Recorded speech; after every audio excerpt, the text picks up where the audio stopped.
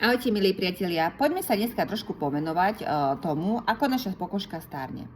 Ako veľmi dobre viete, vekom sa znižuje produkcia kyseliny hyaluronovej, ale aj produkcia kolagénu.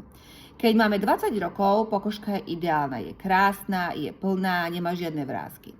Keď máme asi okolo tých 30 rokov, tak postupne vidíme, že je horšie a ťažšie nanášať make-up, ako keď sme mali 20 rokov. Keď máme tých 40 rokov, ako napríklad ja, tak vidíte, že sa zhoršuje aj viskozita pleti a pleť je ako keby tenšia. Je vhodné prispôsobiť rutinu podľa typu pleti, ale zároveň aj podľa toho, koľko máte rokov. Tak napríklad do tej 40-ky, keď máte ešte tie jemné a jemné vrásky, tak odporúčame Velmax Hyaluron 5. Obsahuje až 5 druhov kyseliny hyaluronovej. No ale keď už máte na tých 40 rokov, tak je určite vhodné zaradiť kozmetiku na báze peptidov, ako je napríklad Rada Velmax Solar Lift. Takisto nezabúdajte, je veľmi dôležité konzumovať kyselinu hyaluronovú a kolagén aj znútra. Ahojte!